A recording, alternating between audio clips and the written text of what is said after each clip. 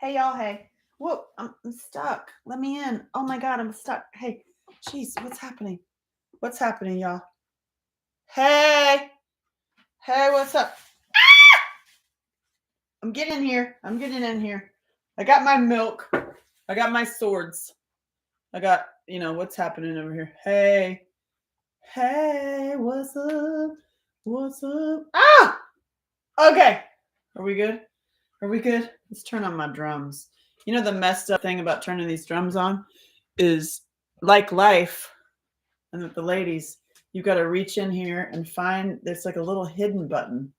There's like a little hidden button in here that you have to put your finger in these two little parts and find the teeny little button and touch it. There it is.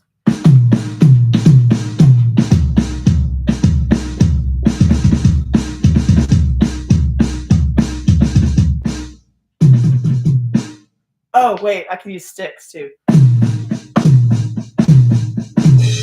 What? Quit judging. Why are you judging so much? Can you do this crazy shit? Hold on. Oh, I just remembered I got hit up by the drummer who was going to come give me private lessons. I don't know what kind of lessons he was talking about. But I was like,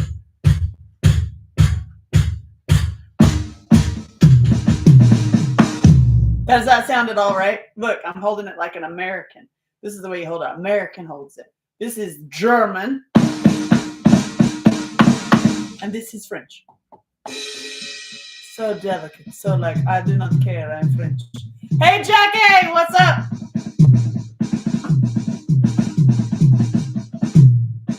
Where's my violin? Oh, shoot. My violin is at my other place. I can't play the violin for you today. Damn it. Well, I got a guitar. I got drums. I got an alligator or a crocodile. Is this a crocodile or an alligator? Either way, you freak me out. It's like my biggest fear. My glasses are falling down my face. Okay, here we go. Hey, y'all. Oh, glasses just fell off the table. Whatever. You know what? Sometimes you have alligators that freak you out. All my kids want to be the moderator after. Oh, that's really funny. Let's put my sword in. So they're like, what do you have a sword for, lady? Weirdo. Oh, I have no back to the shirt. That's good. I have no back to the shirt. How do I put my sword in if I have no back to the shirt? You do it like that. Okay. Well, that's just weird. Angela, it's weird. Hey, y'all. Hey. What's today? Thursday.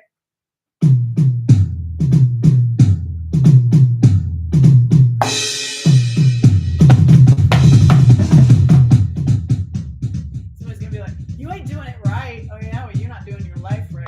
So how are you doing? How you doing? How you going to judge everybody else? Oh, I lost Elvis. God. Hey, y'all. So we're just getting together. We're just getting together.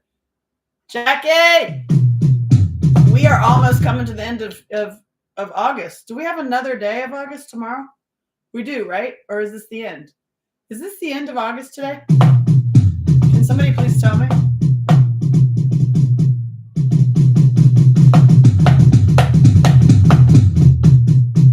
You love this? I love this too. Hey, is this Giselle? Is this your first time seeing me? Oh, get ready. What?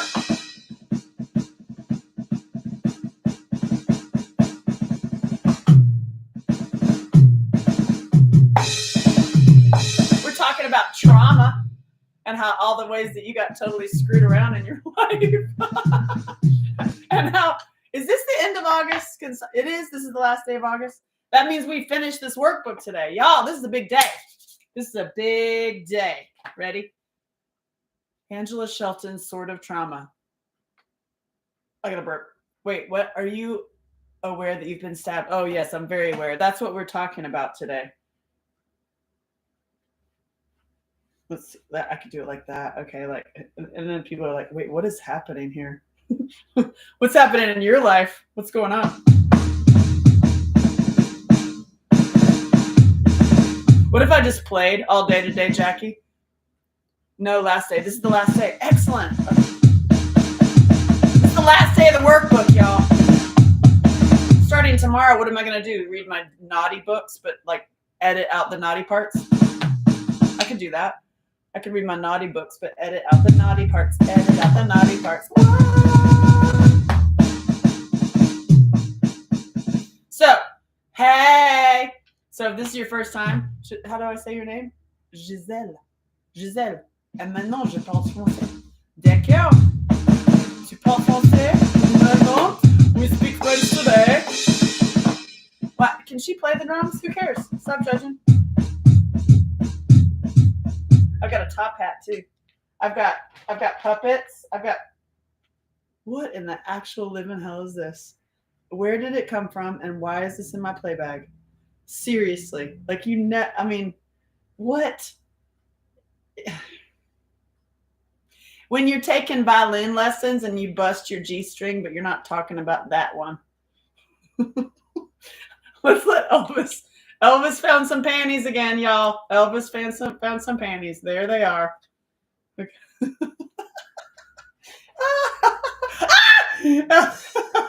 Okay, this is the last day of this workbook, and Elvis found my panties. These aren't even my. I mean, what is this? Where did these come from? Where did these come from? Listen. Can you believe it, Jackie? I love it. There we go. Elvis has my underwear. Matches my shirt. I mean, I honestly, I'm like, how'd those end up in there? How did that end up in there? How many times have I been arrested? Never. Not once. I did make a prison movie, though. A very beautiful prison movie. It's actually the most beautiful prison movie ever made. I'm gonna lay that on the table. I'm gonna lay that right there on the table and dare you to watch it and argue with me about that. It's called The Hammer. It was originally called Heart Baby. It's the most beautiful prison movie. It's so beautiful that you forget you're in prison. Men like it way more than women. Women get disturbed by the violence factor, but there is nothing. Thank you so much, Harmony, for saying that. I love that movie. Here's my underwear. Hey, Ray, you're an awesome person. Thank you, Ray. Here we go. Here's Elvis. He thinks so too. This is my boyfriend, y'all. He found my underwear. So yeah, we're just getting started slow today. This is the last day. This is the last day. And if you're just new to me, then I will keep you updated. But first, you mentioned, have I ever been arrested? Which is funny. Made a prison boxing movie, most beautiful movie. Women have an issue with the violence, but there's no violence that's gratuitous. All the violence in that movie is specifically done for a reason, very specific reason. And I will not just do gratuitous violence, but I did direct it, and it is freaking beautiful, and I'm very proud of it. Yeah, let's go. Actually, in fact, hold on. In fact, we have a poster. Hold on. We got a poster. Oh, my God, and we have dead Pee-wee. You never know what you're going to find over here. You never know what's going on. Pee-wee Herman is dead, and we have the doll. But look, this is my prison boxing movie. Can you even see that? The Hammer. I thought I turned around my camera. I thought I fixed this in the settings, but this is it. It's got a black dude, red writing on it. There's other movies called The Hammer. There's like 4. And I am the one with that guy, the black guy, like this, looks like this, directed by a woman. It's a beautiful film. And you can see it on Amazon would be the best place for you to see it. And by the way, since you're on my live, if you please, if you want to watch that movie, do not watch it with ads. You can actually watch it at my website, angelashelton.com/watch.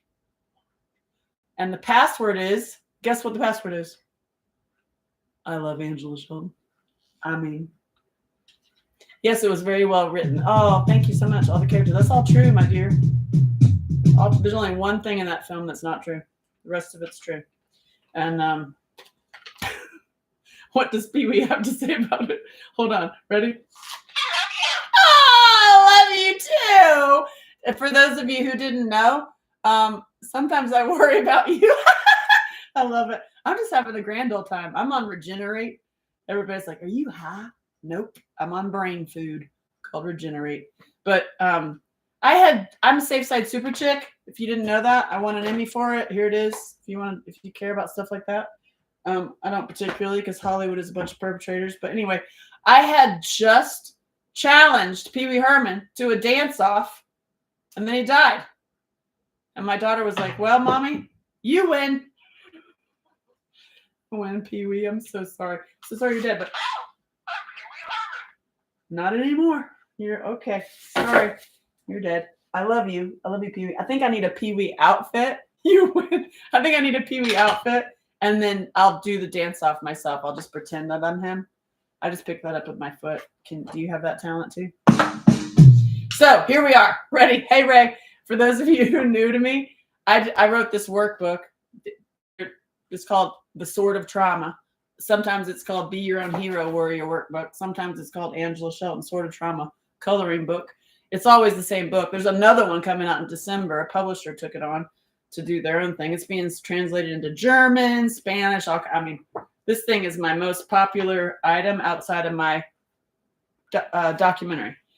And why it's used all over the world and why it's used by therapists and support groups and retreats use this too, is because you can apply this to anything. You can apply it to bullying. You can apply it to your last girlfriend. that trauma, oh God, it never ends. Oh my God.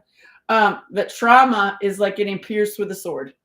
So imagine, so your last girlfriend or your mama or your daddy or the guy who diddled you when you were little, whatever. It's like, or that was like trauma, right? So you were pierced with the sword of trauma. Step 1, acknowledge it. Like, oh crap. When you're pierced with a sword of trauma, when you've been through trauma, even witnessing your parents are incarcerated, your parents were drunks, you were raised by wolves, even though that's kind of insulting to wolves based on some of the families that I've heard about. So you can live like that. You can live like that for the rest of your life. Hi, thank you for the rose. You can, and that's why people use this so much, this concept, is because it's easy to see. So your trauma, whatever it was, I come from child sexual abuse. My dad was the van down by the river. He was the candy man. He owned an arcade, and he was the perp, right? And so you can have domestic violence. You can witness whatever your trauma is. If you see it like a sword, look, it's going to cause health problems. It's hard to cuddle. You're going to be angry about things, aren't you? Yeah. Repeated traumas, repeated pain. Oh my God, it's like never ending pain. Oh my gosh, you can get into a relationship with other people who are wounded, and then you're not even in the relationship. Your wounds are. You're just hurting each other. You're like a Karen, right? Even though that's an incorrect term, because the way people use Karens is not actually correct. Anyway, so you're wounded, right? And then your little spinny wounds are affecting everything around you. That's why this works so well. Step 1, acknowledge it. Acknowledge it. How did you get the sword? This is from Target, like 20 something years ago. So my trauma, my personal trauma, sword is trauma, is domestic violence, witnessing abuse, poverty, Hollywood. I was in Hollywood. I was in the fashion industry. I was in the music industry and in the Hollywood industry, and all of them are totally okay. Yeah, and come from child sexual abuse. I had a RAPE, the date REPA when I was 15. REPA, RAPA. It was RAPA. So Target, no. Well, that's really funny. And so, yeah. So anyway, you have your trauma, right? Step 1, acknowledge it. Oh, oops, me too. Step 2, remove it. Removing it is anger and tears. Anger and tears. It's 3. It's 2. Anger and tears. And that is, make it, bye, Ray. Anger and tears. You can come back. And that has saved you a whole bunch of money in therapy. Okay. So removing this is anger and tears. People spend so much time getting to the place where they can express their anger and tears, either a combination of both or more anger or more tears. And And there you go. It's like you spend 25 years in therapy to finally get to where you can express your rage. I mean, there it is. Removing the sword of trauma is anger and tears. You're welcome. Then step 3, heal the wounds. Healing the wounds. There's so many healing techniques. There's quantum healing techniques. There's like, this is why I'm doing my show. I'm doing a show called Pricked. It is sex education. I have to be careful. It's sexual education. It's called Prick Ed instead of Seximicals Ed, because we don't get Seximicals Ed. We get, so my show is called Prick Ed. My daughter thinks it should be called the Holy Fucking Shit Show, which she's not wrong. And so, so do you have to revisit all to heal, or can you just acknowledge and kick it in the ass? I do not believe you have to revisit. That is an old trauma informed care thought process that also keeps you in repeated trauma and like on the little healing train that you're on for the rest of your life. I don't believe you have to do that. I believe that and I've done every healing technique known to man. I've been all over the world. I've had the gongs around the, like, gong. I've done it all, right? And all of the healing techniques, I'm telling you right now, Bianca, go down to what you're saying to yourself in your head. And so here, I just saved you a bunch of money. What are you saying to yourself in your head? And stop doing to yourself what the abusers did to you, which applies all over your life. It applies to how you're eating, how you're taking care of yourself, how you're treating your seximicals parts.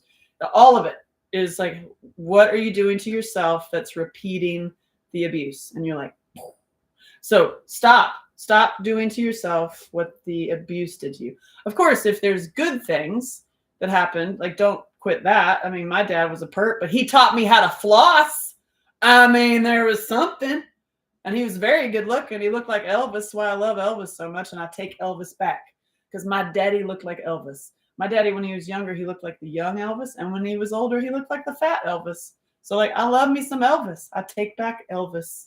Just because my daddy was a perp does not mean I can't love Elvis. You know what I'm saying? And so sometimes I love it, Jackie. So that's step 3, healing the wound. That's also why I'm doing my show. It's a comedy that's not funny, because I'm sharing quantum healing techniques. I'm sharing like crazy dance moves and crazy visuals. Every single thing I do has the intention of healing underneath. And you might not even realize I just did it. You're welcome. And step 4, we're on the last day, y'all. Step 4 is, yeah, right? Hello, Elvis.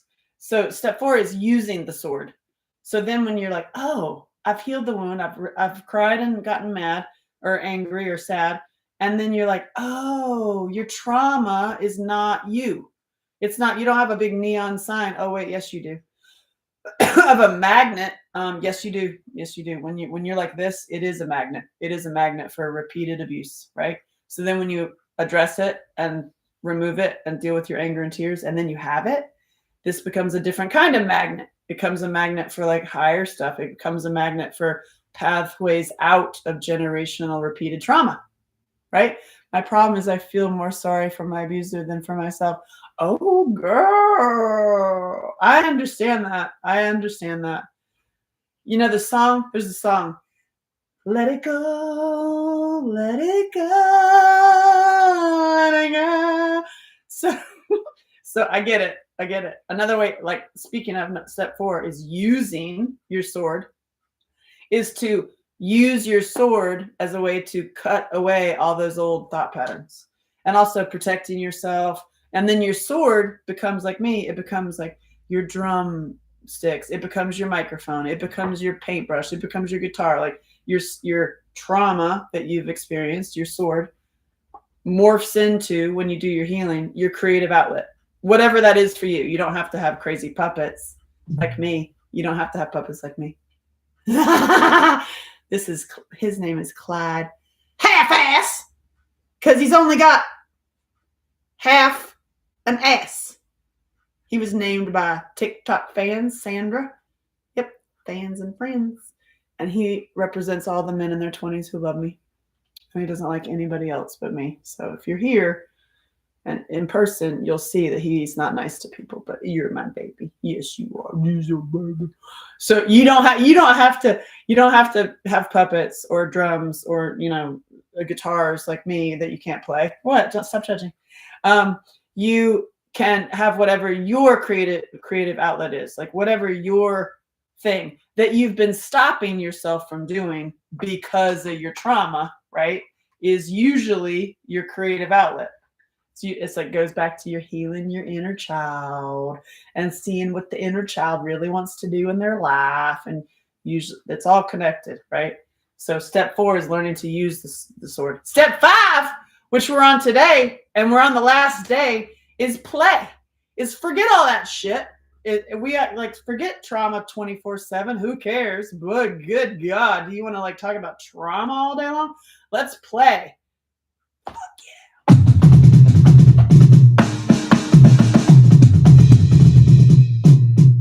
We could do tongue yoga.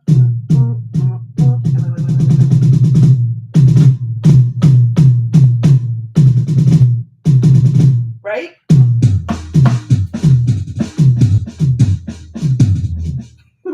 And so the step 5 is play and taking back playtime. You like my cups? Thank you. These were made by a guy in Ohio. Did you hear that song ever? I know, Victoria's Secrets. It's a guy in Ohio. So step 5 of this concept is learning sword play, right? Practice sword play. What does your inner child really want to do? What do you really want to do with your time? Don't be stuck in trauma for the rest of your life. That's so boring. So boring. And then when you start seeing this, right, with those of you who are still stuck, because we all get stuck, right? Hello. You can, like, doesn't it get boring when you're like, oh, look, I married my dad again. Or, oh, look, I'm dating my mom again.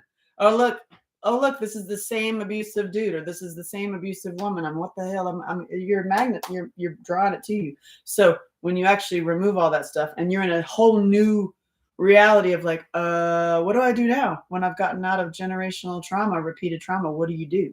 Well, you do whatever the fuck you want. That's what you do. And that includes the play. And so what does that mean to you? What does that mean to you? Here we are, this page, okay? And this, by the way, this workbook, you can get it on my website, angelashelton.com. You can get the printed one on Amazon. It's like 30 something bucks because it's like color and all stuff. You don't have to do that. You can get the PDF. It's like $9. It's downloadable on my site. I'm redoing all my site, whatever. I'm a hot mess. Judge all you want. I don't have any secrets. You can ask me anything. And I am a filmmaker and an author, and I've written many screenplays. I've won lots of awards. Who cares? Hollywood is a bunch of perps. But I got shit like this. Anyway, I did this as a favor for you because I love people. I wrote this workbook in the hero's journey, in Joseph Campbell's hero's journey. Most screenplays, most movies are written in the hero's journey. It's with the archetypes and the journey of the hero, blah, blah, blah. I wrote this workbook in the hero's journey so that when you actually do the work, and don't just listen to me, don't just do what, don't just be like, she's cute, I love her, she's single. No, seriously. Listen to me, do this work and apply it to your life. It's free. I have it on my website. I have it on my app. And when you do it and you actually fill it out and you actually do the work, you will have the first draft of your book. Duh. Why'd she do that? Because I'm cool as fuck and I love you. And I love people. And like when we actually like help each other and we're mirrors for each other and we help each other elevate and expand, we can actually battle the real problem, which is organized perpetrators. Yeah, that's true.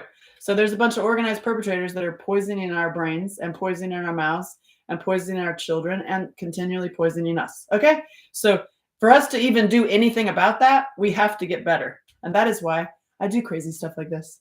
This is why I'm going to start doing crazy sword dance moves, because my brilliant child says to me, Mommy, you're saying some truth and you're going to keep getting canceled and banned. So you need to speak in parables with puppets.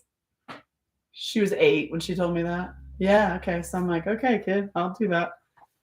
Dun, da, da! So As we all, hey, wait, who care about your rewards?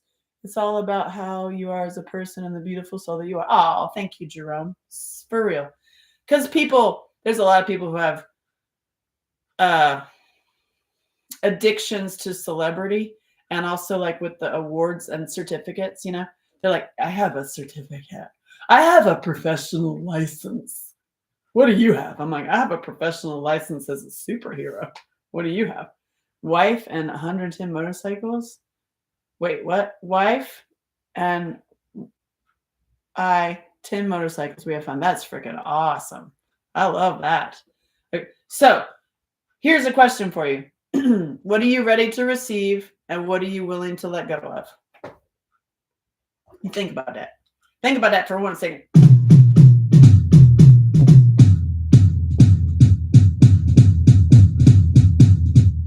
What are you ready to receive, and what are you willing to let go of?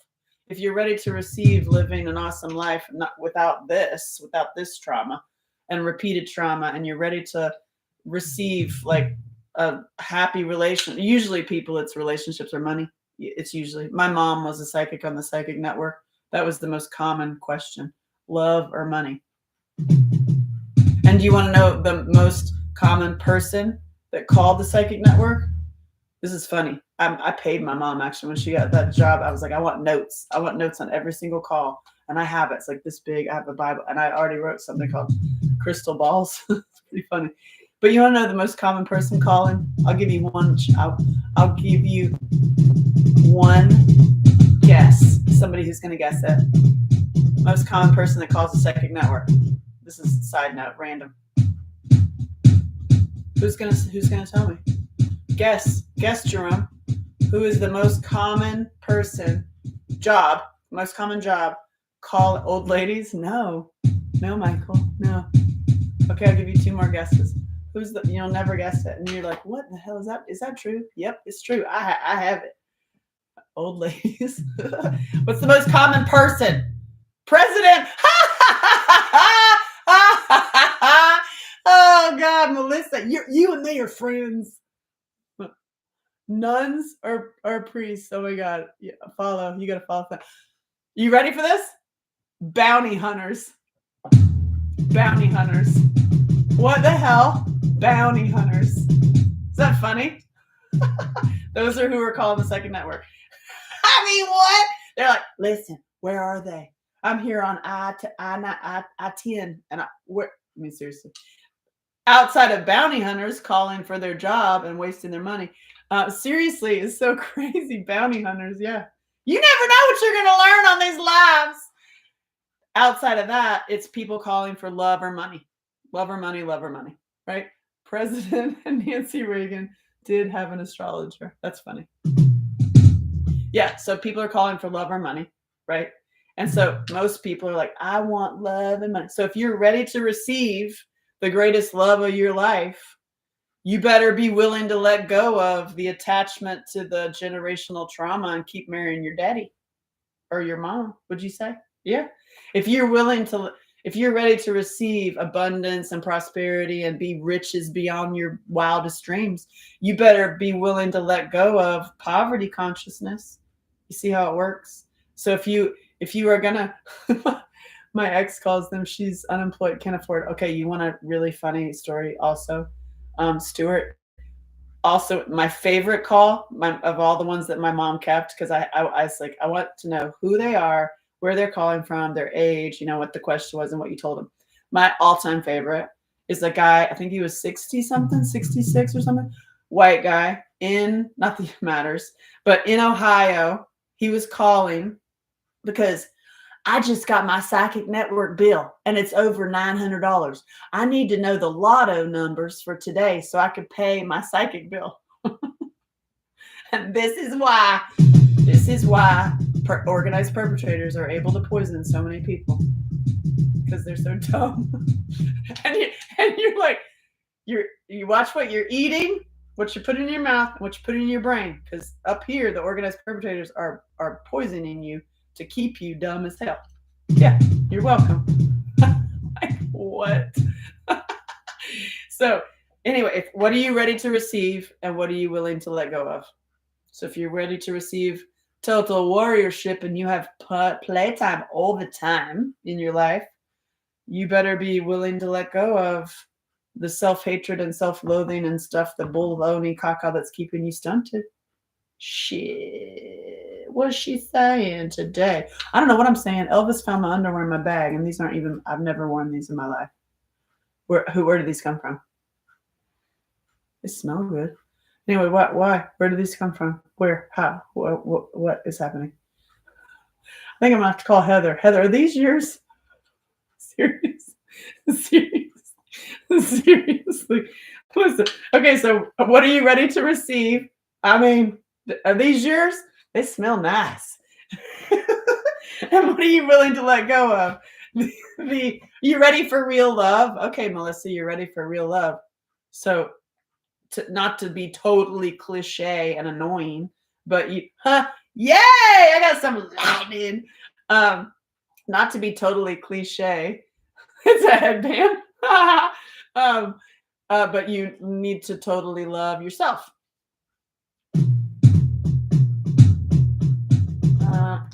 And guess what? It says on the next page, it's never too late to have a happy childhood. Mask up, yeah. F that. So yeah, this is my mask. When the mandates come and they're like, you can't come in here. All right. Well, I'm like, I don't remember her name, officer, but this sure does smell nice. You want it? So it's never too late to have it's never too late to have a happy childhood. There, I said it. You're welcome. Jerome and Jackie, God bless you. Who are you going to share this with? I don't know. You. I'm sharing this with you. Share this message with others and support your fellow warriors. I like goosebumps. Goosebumps. This is also why in my private network, the Rockstar Reformers, I didn't call it Survivor Network, Survivor Group. We've already been spending enough time in surviving. Agreed? We've already been stuck in survival.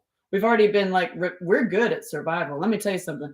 The person you want in your foxhole is a survivor who's gotten better, because those are the ones that are going to have that thing that you need at the perfect moment. You're like, I don't know that. I don't know. Like me, I will cook for you. I have, oh, just saying what he's saying. Absolutely. You look fabulous in red. Oh, thank you. Elvis thinks so too. Did you see that? Did anybody notice that? It's just so the reason I say warriors is because you're a warrior, right? Put that in your head. Put that in your head, because we've all been traumatized so dang much. Like, I love it when people say like, oh my God, you went through that? You went through that horrible thing? And you're like, that was just last week. I mean, that I didn't even tell you about the other things. And that was on Tuesday. I mean, like, we've been through hell, right? Especially, hello, we've all been through hell in the pandemic, and we're about to be shot up with another one. And careful, y'all. Here, this is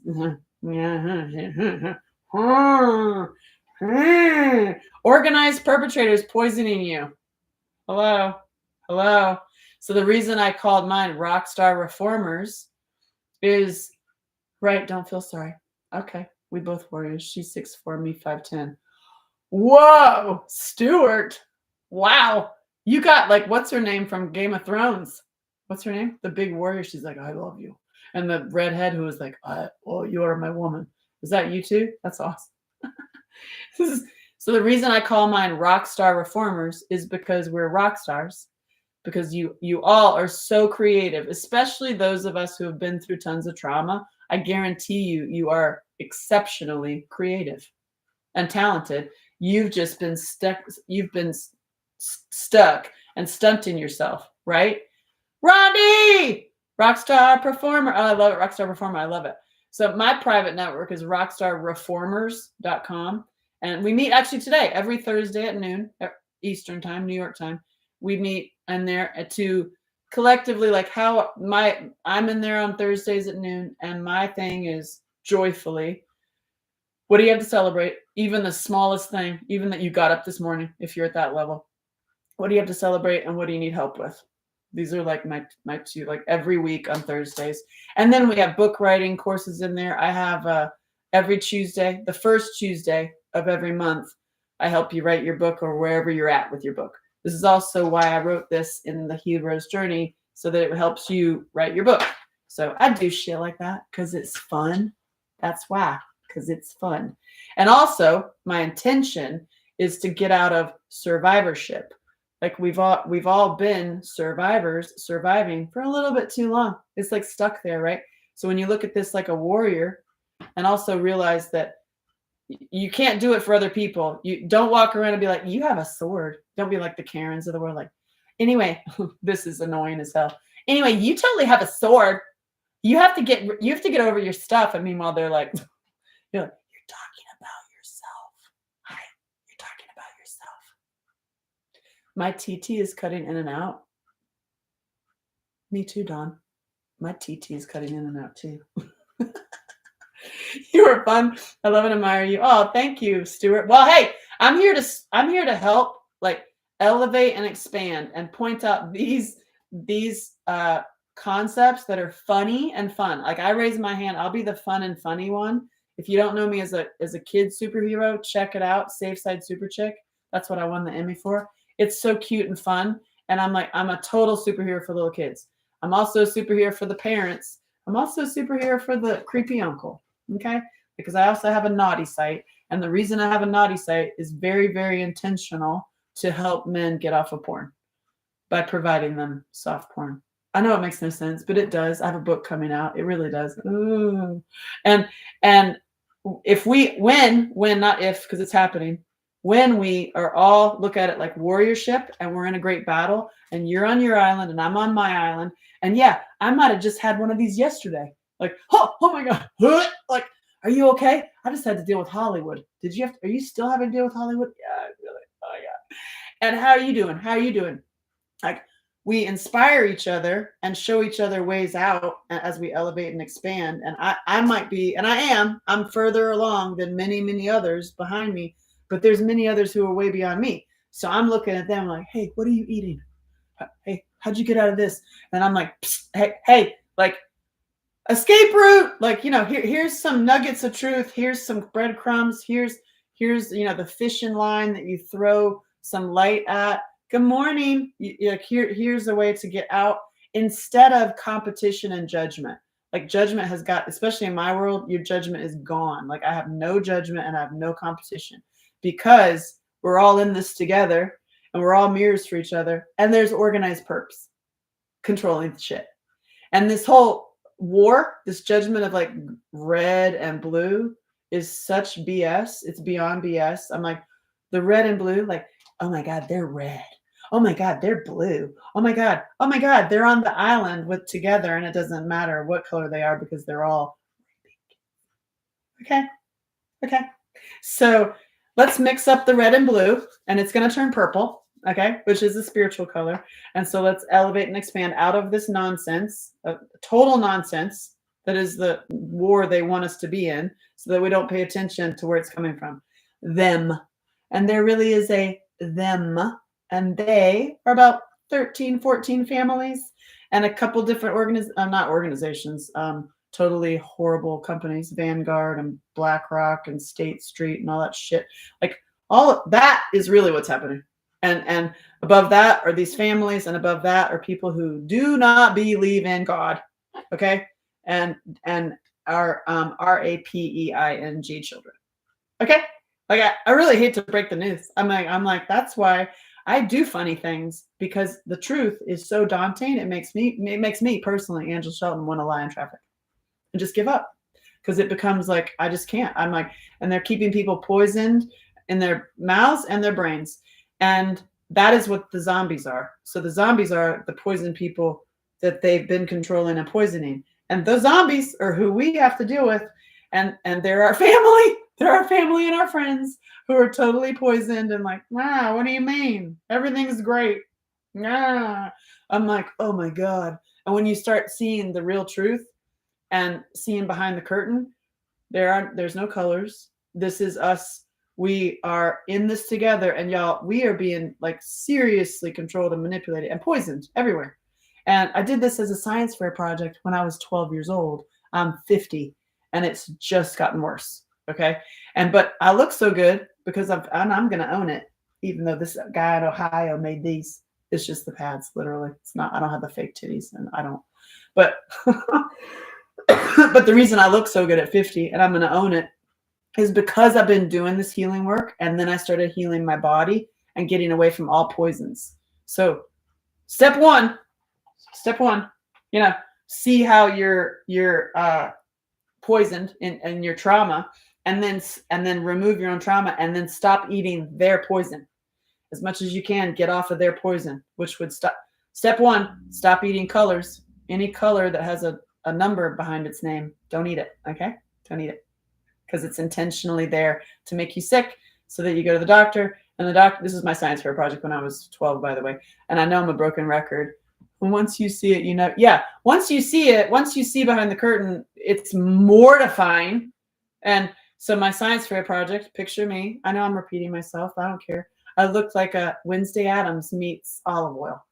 My nickname was Olive Oil. I have detention slips with olive oil on them. Yeah, can you see it? Elvis has my underwear today. Can't you see it? I mean, listen. And these aren't even mine.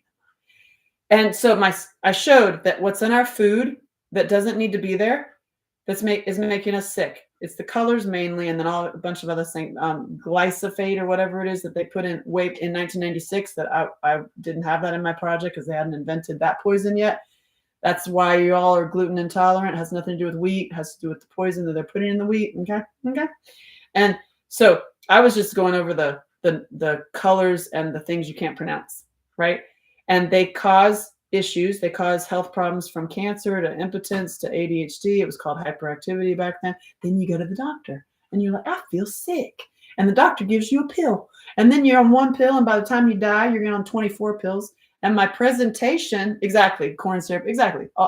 And by the time you go to the dead, you have 24, right, of bottles, and you're on pills for the rest of your life, and then you're sick for the rest of your life. You don't even realize that it's because of what you're eating. And this is my presentation, little olive oil. The people that are giving you the cure are the same people who made you sick, who put it in your food. Same people. This is not a conspiracy theory. This is a system analysis. And also, the word conspiracy theory was developed and put out by the FBI or CIA in order to debunk all the people that were actually questioning things. Okay, there you have it. So the whole colors and fights against each other, go back to the colors that they're poisoning you with, okay? And then stop eating them. That first step, step one, first step. And don't eat soda. Don't drink soda. No, you're welcome. Hospital bed at the moment. Oh God, diabetes. Okay, listen, Stuart, please go follow the one in Nashville. The one in Nashville. He looks like Jesus. It's theoneinnashville.com. He was my missing link for the health stuff. He's also the reason I look so good at 50. He started studying the allopathic medicine and realized all this too. Like, he took my science fair project when I was 12, and he's gone like deep dive, and it will help you get over that 100% naturally. So number one, stop eating sugar. That would be number one. Stop eating sugar. And he has a product called Regenerate, which puts it's all natural supplements. It's just his concoction that he worked on to get his ex-girlfriend off of benzodiazepine addictions. And it works. And then it works on alcoholics. And I've seen this guy for years. And I was like, if it is theoneinnashville.com, you have to type it out because he gets shadow banned. Okay. The one in Nashville, like the one, and he looks like Jesus. His name is Sean, Sean Gilder. Follow him on the one in Nashville. He might actually come on in here in a minute. And he has a supplemental product called Regenerate that has helped alcoholics and benzo addicts for years. And I know this guy. I sleep in his house. Not that way. I like men half my age that ride motocross. What'd you say? Hey, I told you can ask me anything. I ain't gonna lie. Anyway, so he's a good friend of mine, and I've been watching him help alcoholics. And I said, you know what? We all have the same damn brain. If you're healing alcoholics, like on a jar, there's no 12-step AA for the rest of your life. It's a freaking one jar and you're done. Maybe not even finishing the jar. I was like, it's got to do the same for trauma survivors, for PTSD, for veterans, for for the addictions to will it help bedroom issues? Yeah, you mean what the he has stuff for that too, by the way. I have stuff for that in trauma too, by the way. But the regenerate, I knew it. I was like, it's got to help trauma survivors, and lo and behold, it is. And it was my missing link. He was what I needed health wise to help the science fair project. Of like, okay, when you see that you've been poisoned for the whole fucking life, right? I sorry. You see, like, okay, how do I get out of it? How do I get out of it? Well, you stop, you get out of the box, but then what do I eat? Like, what the hell do I eat? I've been drinking raw milk, which is illegal in so many states. Like, how are you going to get it? Tongue yoga. Tongue yoga helps. It does. So, and I've been eating grass-fed meat. That was the whole thing. Like the whole vegan thing is a load of shysher. We can have that conversation too. And how do you get out of the box, right? How do you get out of the box? He was my missing link. Lion boy. God, I say I like men half my age who ride motocross, and all of a sudden Lion boy wants to talk to me. I'm on a live doing my workbook. Don't make me choke. Sugar isn't the use of it. Oh, sweet love. You need to also, I would love you to have the conversation with Sean. Go to the one in Nashville.com or the one in Nashville TikTok and write that on one of his posts and let him answer you. Please, baby Jesus, do that. Please, baby Jesus, and all the fat cherubs in heaven do that. I would love to see his response. Thank you. Anyway, okay. We're on page 115 of this workbook because we're staying on focus of the trauma, right? The trauma that many of us had. You wrote down the Nashville guy. Yes, do it. I'm telling you, Stuart, you'll actually thank me. The one in Nashville.com. God bless you. So here you go. Ready? Write your message to the world. Ready? What is your mission statement? Yeah. Because when you do all this work and you do all the healing and you go to therapy and you blah, blah, blah, blah, blah, and you do the self-love and self-care, I personally really do not like the term, even though I wrote this book, I don't like the term self-care and self-love. Even also, I don't really like yoga. I don't do yoga. Oh my God, we're going to do yoga. We're going to work on like healing ourselves and like, we're not going to eat anything bad and we're just going to live really great. I will be out the door. There's a reason I'm called on my social media. It's Angela Shelton 007 because I will climb out the window and scale the side of the building and be gone. I ain't going to be there no more. I'm not going to be in, oh my God, we're like self-loving. So I present to you because I'm talking to myself. We're all talking to ourselves. When I hear self-love and self-care and I start rolling my eyes, I put God there. This is me personally. I put God, I put Jesus. This is why I love the one in Nashville because he looks like Jesus. And I can say like, I love me some Jesus. I'm helping Jesus with his products because it has so many layers of meaning for me. And I really like saying that out loud. Don't run away from me. Jerome, listen. So what is your mission statement? So you do all these like love and self-care. And like, what is your mission statement? From moving from this, to your trauma, and then you remove the sort of trauma, and then you heal the wound, and then you have it, and then you start to play. What's your mission? So it takes a while. Sometimes it takes many workshops, and they do this in so many workshops. And best love is love yourself. Yeah. Okay. I'll change that sentence for me personally. Best love is to love God, and God is self, and God is like when I personally switch that to I love God. Hey, dun, dun, dun. Thank you, Stay. It works for me more.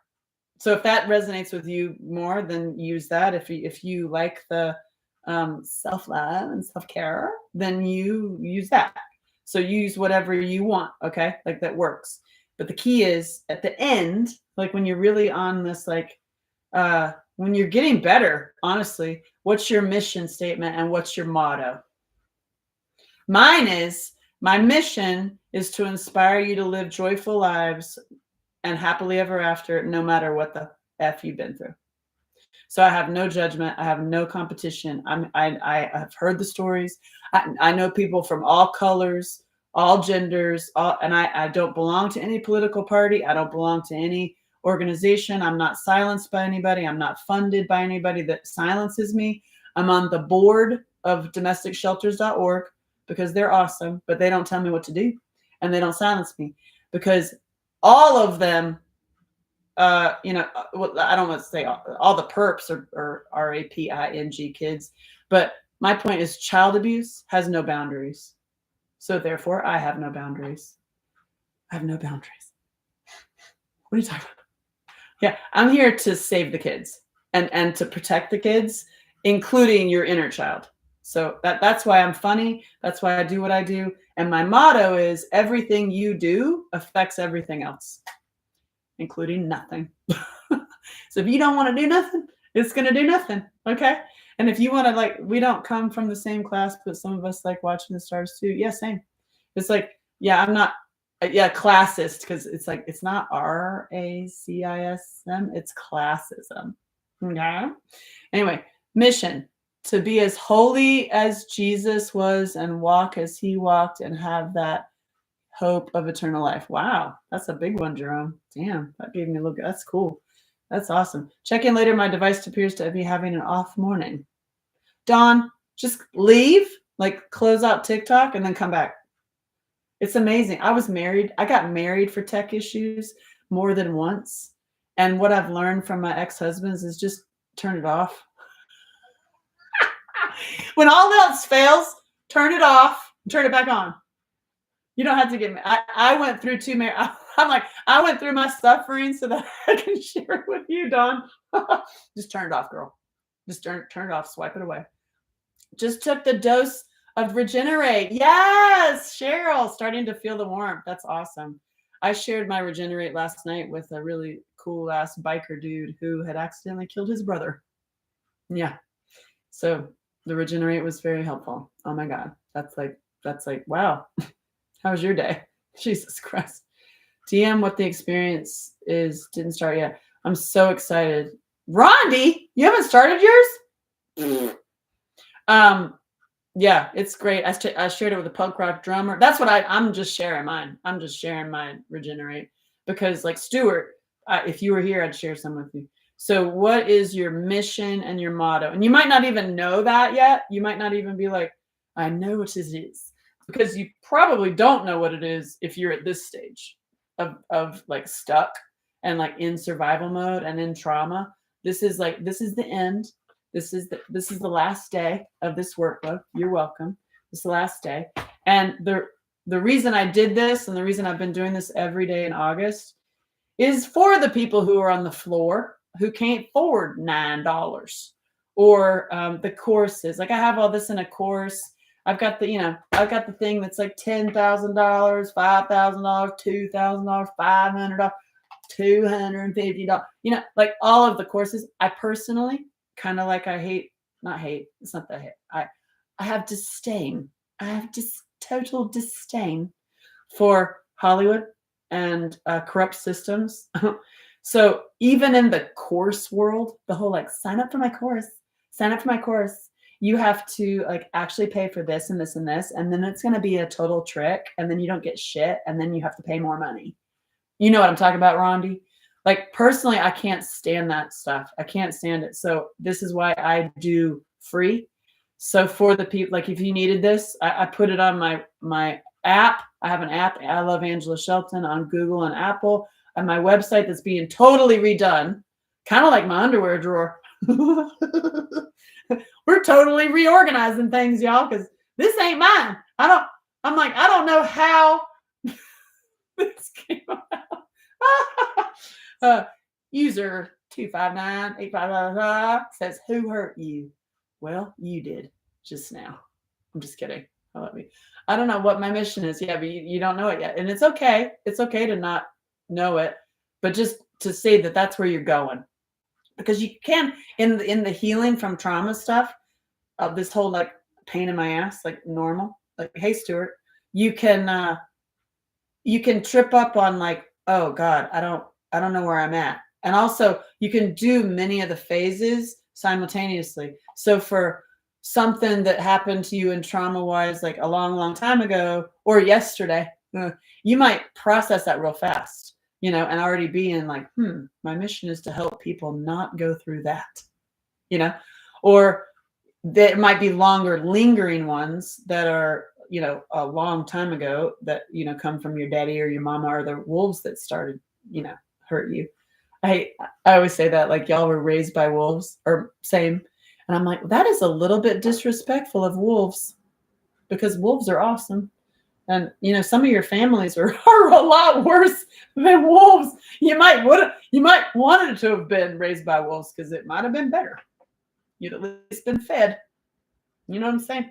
So what did you say? Okay, I'm just checking my comments.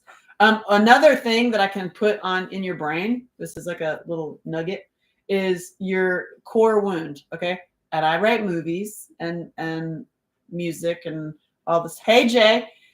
So if you will take a little bit of moment just here right now and think about, okay, we're in a Hollywood meeting. We're at one of the horrible agencies that are all scum of the earth. By the way, side note, the most deplorable, horrible behavior I've ever seen in my life, and I've traveled the world, are Hollywood agents, male and female. They're horrible. They're like the worst humans I've ever witnessed in my life. And they didn't know I was there because I'm Angela Shelton 007, and I was behind the desk sitting on the floor more than once. So nobody knew I was there because I'm there. I'm friends with the assistants because I tend to be. And, I'm in the penthouse and in the porta potty, and I'm friends on all the levels, and I'm the same person. Imagine that. I'm the same face, penthouse and in the porta potty, and I'm friends with everybody.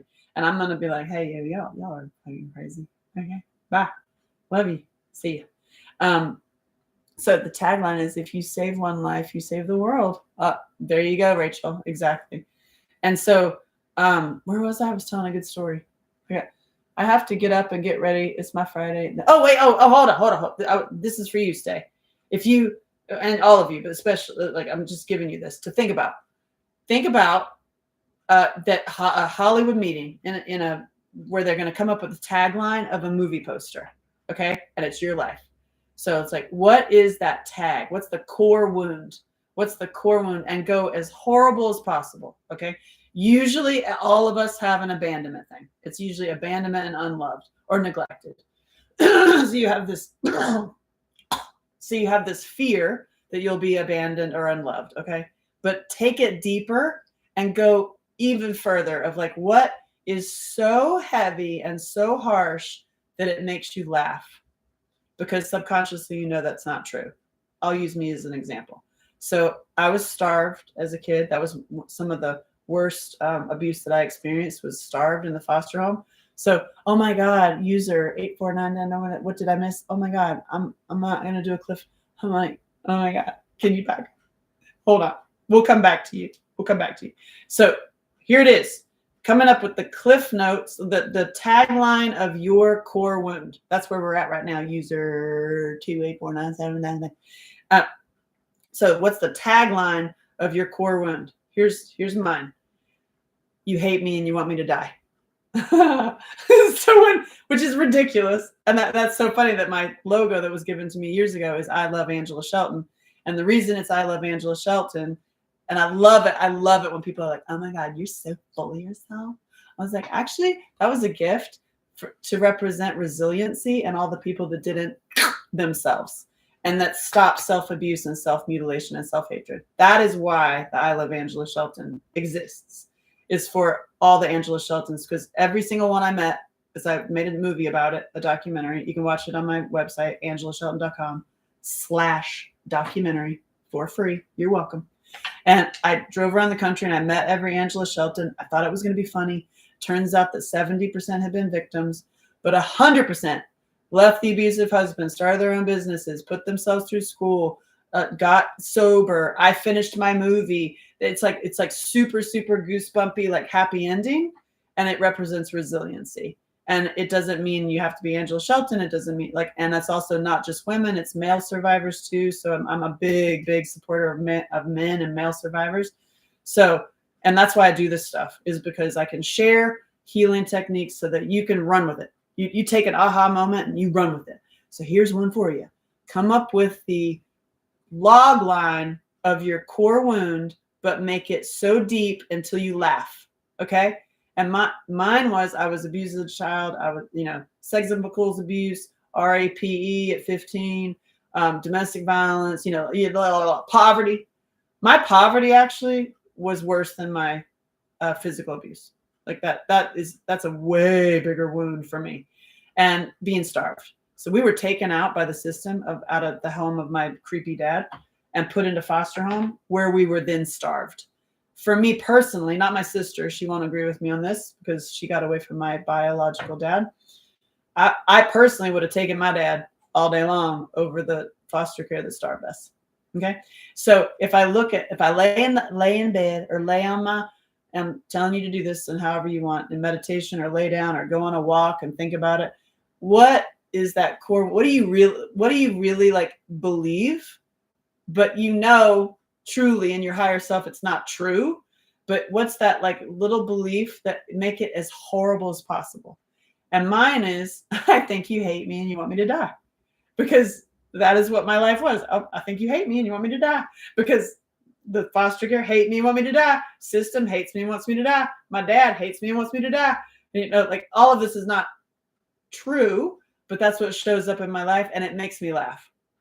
Because I'm like, it's ridiculous because I know that you don't hate me and want me to die. Granted, I do have enemies in the world, but I mean, So make your log line as if it's a log line of a movie. And it's like, here it is. This is the movie. It's, you hate me and you want me to die. Mine can be the best times I have with friends and family that I don't have anymore. Oh, I don't know if I'm answering your question, but I'd say my core wound would be that absolutely no one cared. Yeah, okay. Nobody cares. That's a good one. Nobody cares. Nobody cares. Well, the truth is, nobody does care on a high level. You know what I mean? Like if I was to, people are going to be upset for what, a couple days, week, and then it becomes like, oh, who was that? Like it's you who has to change that. That's why looking at the core wound, like you hate me, you want me to die. Like,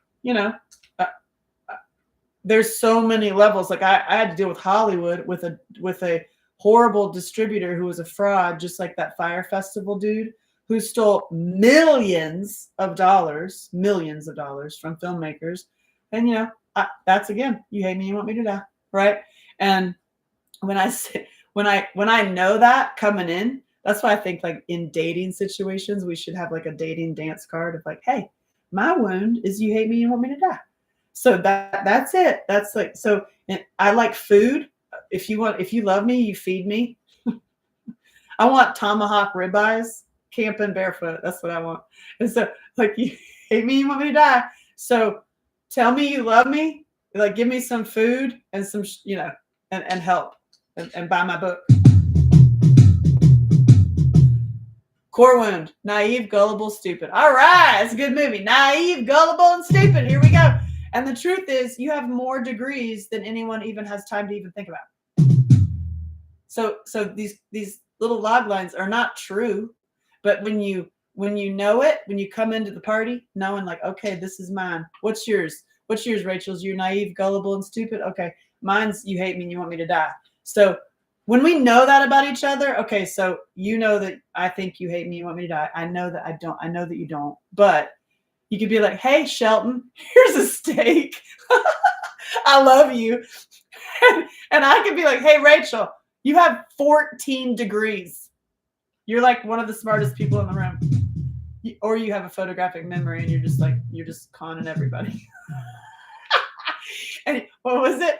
Gullible, stupid. Okay, so you're not stupid because you have 14 million degrees. You're gullible. How? Okay, you're gullible. Yeah, okay, well, yep. Same. So, like, instead of running from it, let's just put it right out in the open. I mean, what if we did that? What if we did that with each other? And like, what if we did that dating? It's like, I don't care. You judge me all you want, but that's my core wound. Are you going to help me with the core wound? That's actually a good test for people. Are you going to help me with this core wound? Or are you just going to like add to it, Dad? You know? So it's like, I tend to trust people too easily, and I trust what they say without questioning it.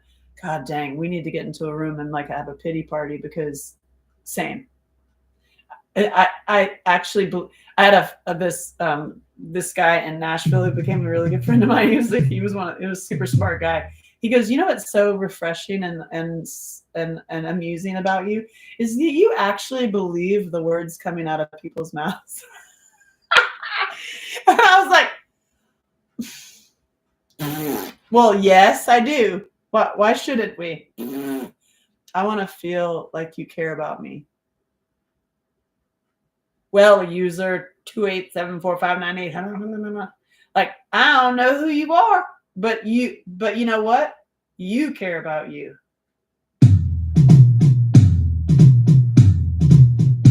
And actually, I do care about humans. I'm kind of like my daughter. She's like, Mommy, let's cuddle. Just don't touch me. I'm like, yeah, I care about humans. You just can't come to my house. I'm very private. See much drama and insecurities in my club bros with drinking, etc. Many ex-militaries hurt, self-medicate. Stuart, regenerate. Have those guys together and let's have a regenerate party and watch The Hammer. Because here's the thing with like all the stuff with drinking and like self-medicating, it's just because you don't have an answer of what else to do. You know? I lighthouse for a minute. Yeah. I'm so excited for you to meet me then. I'm so excited. This is exciting. This is the best day ever. Yay. Okay, off for the day. I will be back to check in. Squish. I love you, Jackie. Thank you. It's not you just saying. Oh, got you. You want somebody to care about you. What about if Elvis picked your nose? It makes me think of Timothy. Timothy's obsessed with my nose. Hello. Have you met Timothy? Do y'all want to name a puppet today? You can't name Timothy because he's already named. Anyway, this is Timothy. This is Timothy, smartest one in the room. Hello! And he's obsessed. Oh, you're going to start. Damn it. You always do that. Why do you have to always do that? You just go right there. God dang it, Timothy. So be pretty and believe it. Be pretty and I believed it. Elvis could have as many women as he wanted. And he had Priscilla. And also all of those other women. My daddy had a lot of women too. On my mama. He also used to go to one of those massage parlor places all the time too. And he also diddled kids. And he had an arcade and a candy store. And he was the band down by the river full of candy. Just saying. Timothy, I'm just talking. Look. Hi, baby. I love you. I do. So, but married him. Ew. Oh my God. That escalated quickly. You mean Timothy in my nose? Like this this is what he does. This is Timothy. And then we have Clyde Half-Ass who's obsessed. You know, he's obsessed. Anyway, so oh wait, hold on. Speaking of, I have Fly. Where's Fly? Okay, here we go. This is Fly was named during one of these lives. Fly eats negative thought patterns and burps out a positive one. If you got any, you got any? She can look at her. Look at her eyeballs. These are Folk Manus puppets, by the way. I was sponsored by Folk Manus. They sent me one for every letter in the alphabet. So I have alligator all the way to zebra because of my children's books. Bet you didn't even know I wrote children's books, did you? I know. It's because I do a lot of things. My son dates. Your son dates what? Me? Your son dates. I tend to go for the son instead of the dad. Just FYI, if anybody's wondering. I'm ugly and unworthy, blah, blah, blah. Sweet. So ugly, unworthy, and nobody cares. The movie stay. That's funny. Stay. Nobody cares. Ugly and unworthy. I love it. I go. She goes for the dad or the mom. That's because you got dad or mom issues. Yeah, I know. Um, it's like when you heal your dad issues, you go with the son. Oh no, I'm talking about my life. I love the style of isn't she lovely? Isn't she lovely? So okay, ready? Stay. Oop. I'm ugly, unworthy, and blah blah blah.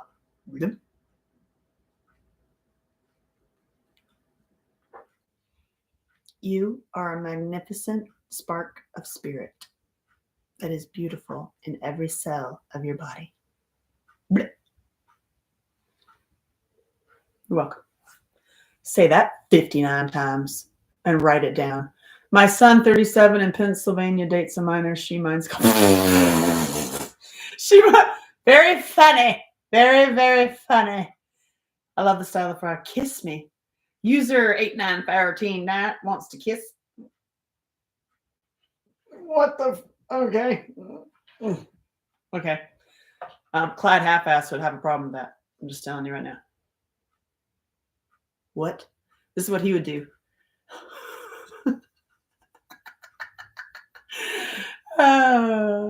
Kiss me in the morning. Wait, hold on. Ready? Oh, God, Jesus Lord. Clyde, control yourself. Cameras are on. Jesus. Good Lord. Underwear flying everywhere. These are not mine. These are not mine. Okay, where are we today? He dated what? Dated a 33-year-old at 15. Same. No, actually, when I was 16, I was going out with a 28-year-old who was the most jealous person I've ever been out with. It was so gross. Anyways, I should get ready. Okay, ready? So, did you hear that? Did you hear that? You were right down. You're a magnificent spark of divine spirit, beautiful in every cell of your body. Write it down. Donkey, I'm all alone. There's no one here besides me. Donkey. So y'all, the other day, I was going back driving after this live where we had Clyde Half-Ass. And Clyde Half-Ass, we had a fun time with you. Yeah, we did love you. And I was driving along, and I kid you not, I walked along the road and there was a woman walking a donkey. I mean, you can't make this shit up. I was like, I pulled over and rolled down my window. I was like, Clyde! She's like, what do you do? I was like, can I take your picture? When do you ever see a lady walking a donkey? When do you ever see playing with a donkey puppet? Wow. And okay, I believe it only because you said it. If that takes you to start the process to hear me say it about you, then great. Then you need to write it down. You're a magnificent, beautiful spark of spirit, beautiful in every cell of your body. Because you're made of amazing star stuff. That's divine. Okay? You're welcome. Stay. Golden PD, my wife did the same now, 50, and I'm 62. Because she didn't believe what you were saying. What's that? I need some meat. I'm hungry.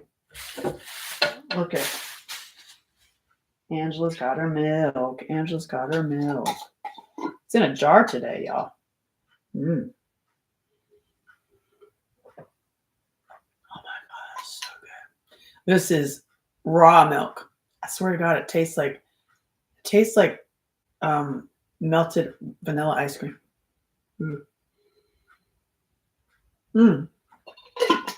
So good. Raw. God dang. It's so good. You want to know something messed up about milk in the supermarket? I'm so distracting. Sorry. Milk in the supermarket. Milk has microbes in it. This is the one in Nashville will tell you this too. He explains it way better than me. But I bring the funny. Milk has microbes in it of light. They're actual light, and they're the healing qualities and nurturing, blah blah.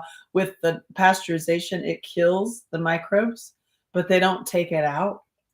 So you're drinking dead microbes in your mouth. And when I drink, if I don't, I certainly don't do it anymore. Goat raw is very good too the first couple days, but more than 3 days, I don't like the taste of it. But I get you. I feel you. So, oh my God. So,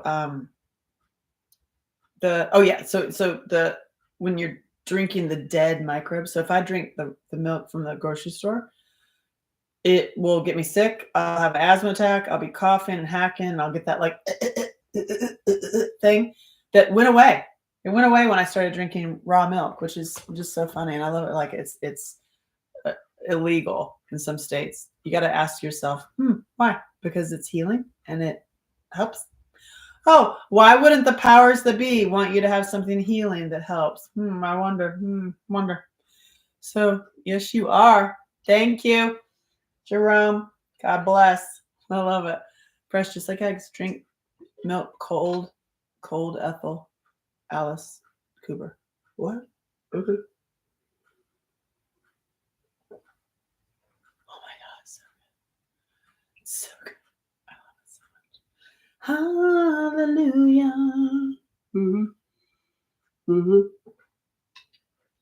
You know you're in love when you drink raw milk out of a mason jar. You know why it's in a mason jar? Because it's illegal, so I buy a lot of it.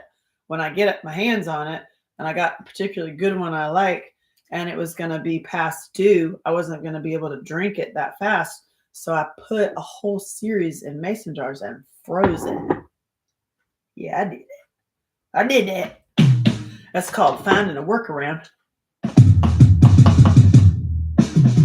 Farm eggs, yes, it's so true.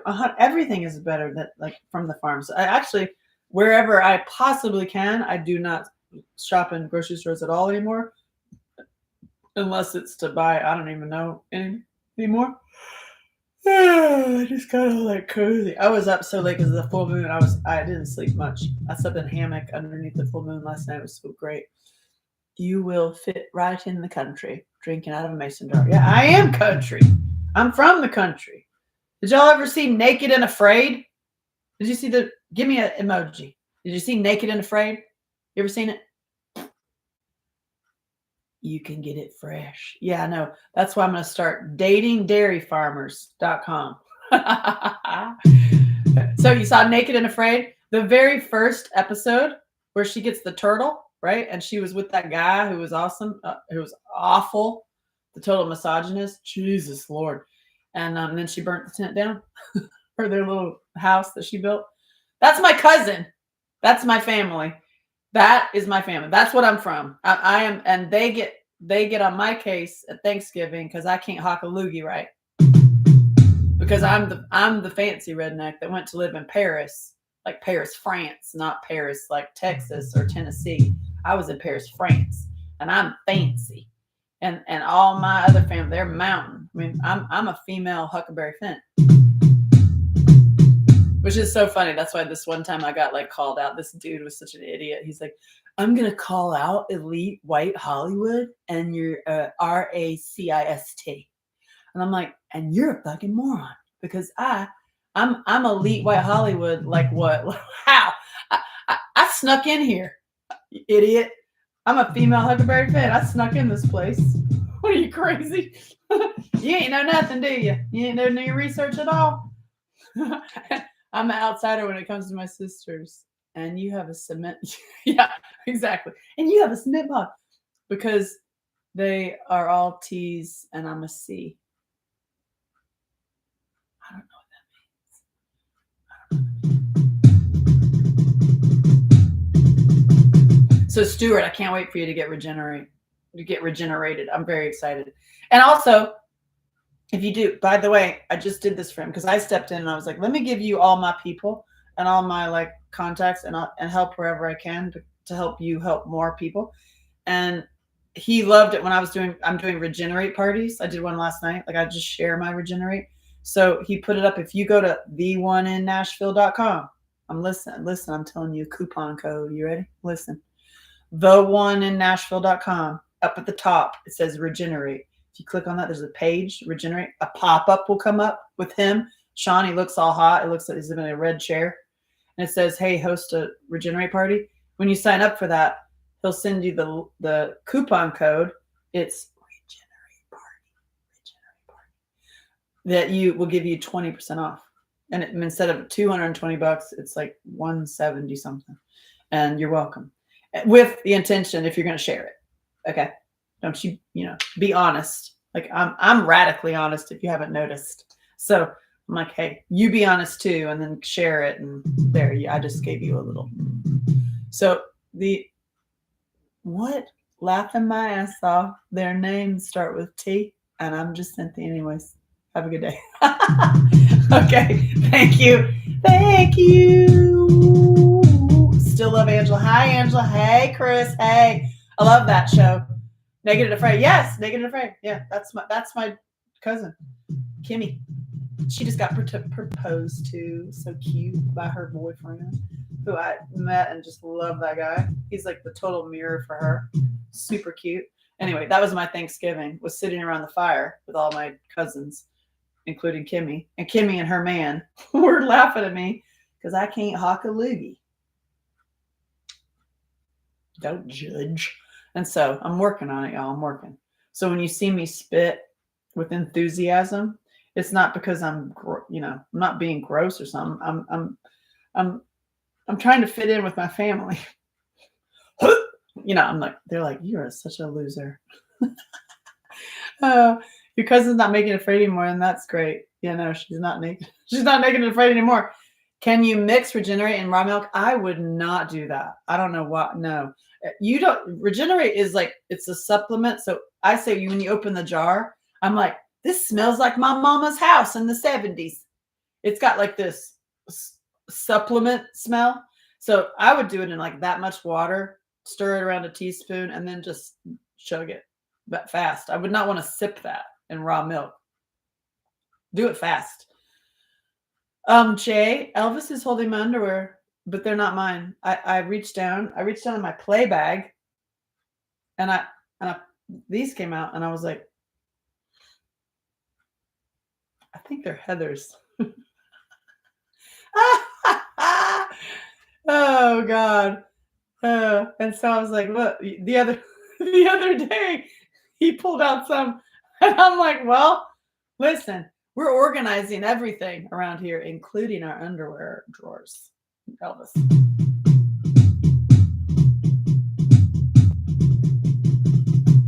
Hey, Angela. Hey, Karen. Hey.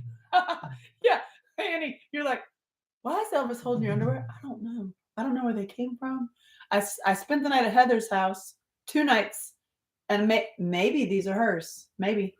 I'm like, I don't play that way, but they smell great. It's like some like they're like, they smell amazing. Elvis is a fan. Oh, you never know what you're gonna get. You never know. Hey, this is way more fun than staying stuck in trauma. Don't you agree? What if we were just talking about our total trauma all the time? Right? All right, y'all want to name a puppet? Oh, look, here's Ron. Speaking of y'all want to name a puppet, y'all got to name Ron. Hi, Ron. Ron. It's good for your skin. What's good for my skin? Hello. Hi. Hello. I'll tell you what's good for your skin. It is. Wait, what? That will be. Hi. This is Ron. Hi, Ron. Hi, Ron. And oh God, and we did come out with Pee Wee. Hey, Kitty. Oh my God. So we had Pee Wee here to just see. He's dead now, but he's here. We have him here. Hey, Pee Wee. Did you miss that? For those of you who missed that, I challenged Pee Wee as Safe Side Super Chick. I'm Safe Side Super Chick. If you missed that, I won an Emmy for it. If you care about shit like that, but I care. I challenged Pee Wee to a dance off, and then he died. And my daughter said, "Well, mommy, you win." Oh God.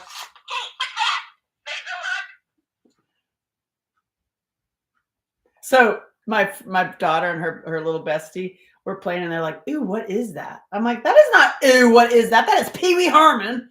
And they're like, he's creepy. I was like, Pee Wee Herman is not creepy. Always. and I pulled the string. She pulled the string. And he goes, instead of, I'm Pee Wee, he goes, I'm creepy. Because it's like, it's old and broken. Hold on, let's see if I'm creepy. It sounded like it said, hello, I'm Creepy Herman. Oh, Pee Wee, I loved Pee Wee. I need this suit, y'all. I need a suit just like this and a little outfit, and I will do a dance off with myself. Okay? Can we do that? Made you look. What's that? A dance party? What's that? You sent me a message. Awesome. You're so cute in your own way. Yeah, for real. You're so cute in your own weird way.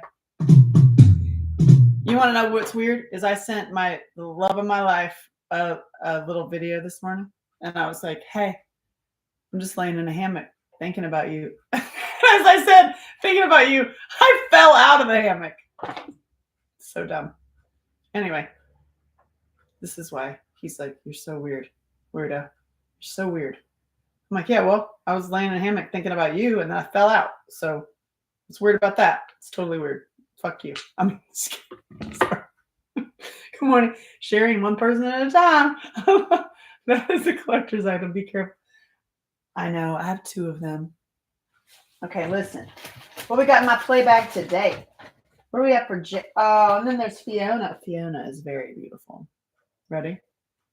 Fiona is so beautiful. Hello, darling. Hello. There's Fiona. We don't know what she talks about because she's so perfect. She doesn't have to talk much. I wish you could feel her. She feels so good. She's like, hello. Hello, Elvis. This is a zebra. She's so soft. She's probably one of the softest ones. She's so soft. Oh my gosh. She likes that. Okay. She likes that. So just watch that video. It's funny.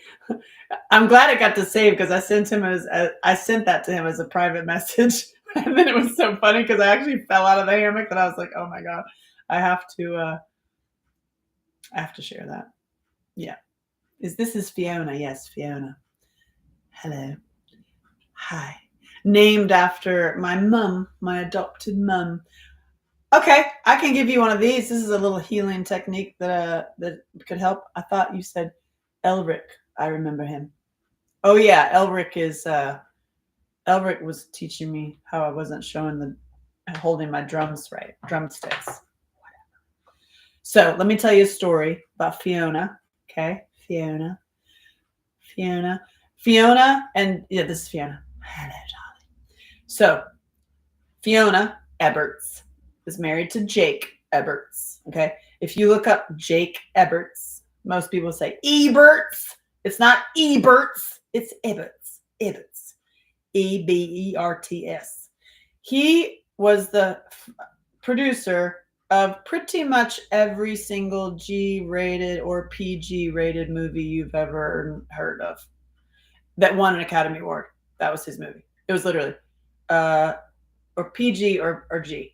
He very rarely did he do R, but it was Chariots of Fire, Dances with Wolves, Driving Miss Daisy, March of the Penguins. Oh my God. It's literally like, there's like 68 of them. It's just, if it's a magnificent film, it's probably Jake Eberts. And he was excellent at story. He only had one flop, and it was the Mario Brother movie because his kids were little and they wanted him to do it. Anyway, Jake Eberts is married to Fiona. She was very, very beautiful and awesome, and she became my adopted mum. And I love it. I feel like I'm watching Shrek, Fiona, and Donkey. Yeah, no, and I'm in love. I'm the dragon that's in love with the donkey. That's my life. Anyway, as far as Shrek goes. And oops, I married Shrek, but divorced him. Anyway. Wow. Anyway, I just got messages. I get too many messages. Anyway, okay. So Jake Eberts I'm the donkey. No. Bless your heart. So anyway, Jake Eberts is like the most respectable man I ever met, ever. And just a true, pure gentleman. Okay. And like he makes no sense in Hollywood. He's since has passed away. He was one of the ones that went up to Harvey Weinstein at, I think it was the Golden Globes, and shook his hand, yuck, and was like, I will never work with you because you're disgusting. And I was like, so anyway, Jake Eberts saw my documentary. Yeah, his list of movies is like, you did what now? Like, yeah, it's like, I mean, if you look him up, you're like, this is a joke, right? It's like he had the magic sauce, okay, and he was married to Fiona. And so I'm telling you the story so that you can take it and apply it to your own life. Ready? Jake Eberts saw my documentary, Searching for Angela Shelton, and at Sundance. I wasn't in Sundance. I was in the budget Sundance, the one up Slam Dance up the street. Because my first movie, Tumbleweeds, was in Sundance, and we won. It was the second largest sale at Sundance. It was a huge, and won the Filmmakers Award. Blah blah. It's like it was a huge hit, and it went to the Academy Awards and the Golden Globes. I had a lot of accolades, and then I made my documentary, Searching for Angela Shelton. Jake Eberts saw it, and he met me, and then he was standing next to me in a theater in Sundance because I was seeing another movie, and I went to meet him, and he said, "Oh, awesome. Yeah, it's a good movie. It's cute. Tumbleweeds is cute." And he said, "Your movie is so magnificent and so important. Everyone needs to see it. It's like it." And he gave me the most beautiful testimonial. I mean, it was like, what? That's said by you? And that was the first time I met him. And I said, wow, sir, I am like, I'm speechless. Thank you so much. Coming from you, like, wow. And then I said, if I had you, I wish that I had you as a dad instead of my dad. My life would have been very different. And Jake Eberts reached around and he put his arm around me, and he says, well, you are my daughter. And literally I was like,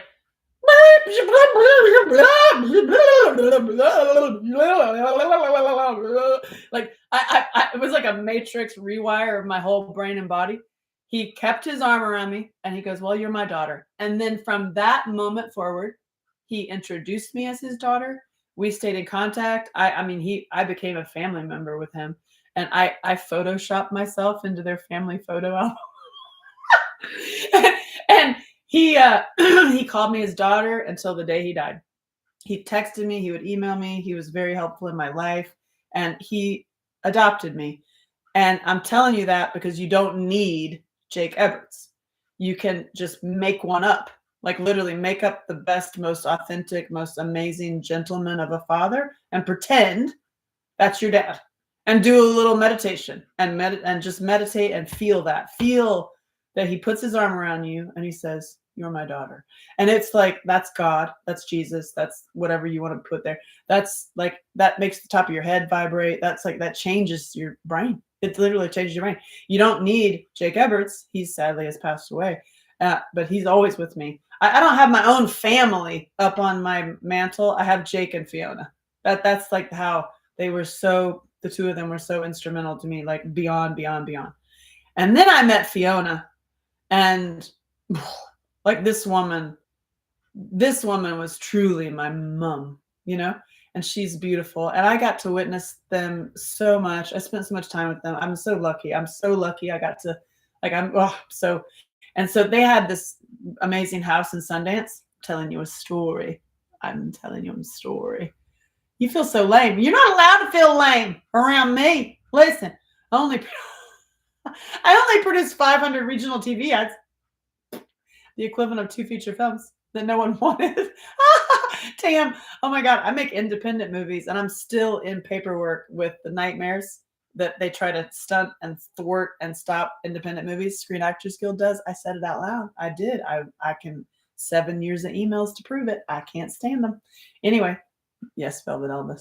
And so I understand. My heart, I understand.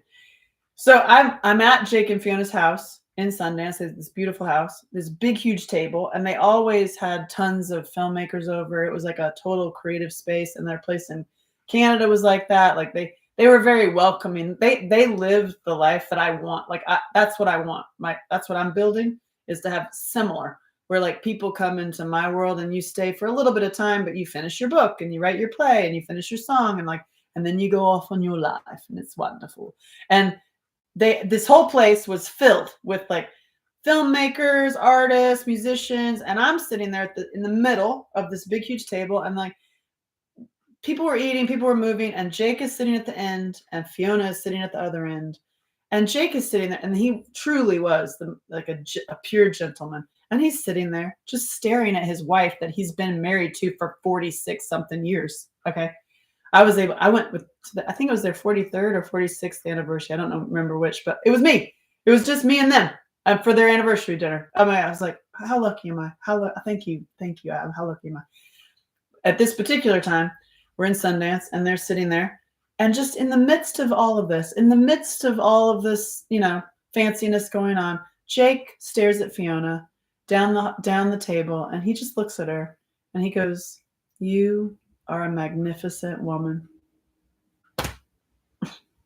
And that was another one of my moments, and I'm like, like I just took that, like I take that, like, and she just looks back at him, and she's like, and just like God, like that moment right there, like I witnessed it. I was there. I saw that, and I saw it, like, you are a magnificent woman, and that is what you want. Right. So it's like, you need to say that to yourself, first of all. And then like, I say that to myself all the time now, once I witnessed it, because I don't know about y'all, but I never witnessed good relationships growing up, ever. They were all like beating each other up, yelling at each other. Creating all this drama. They were like this, it was like the repeat trauma. And all y'all are having relationships with your wounds, not each other.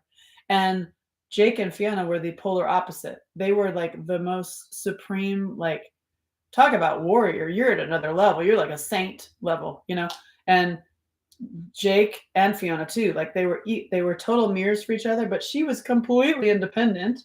She did her own thing. She traveled the world, and like she was obsessed with mushrooms. That was her thing.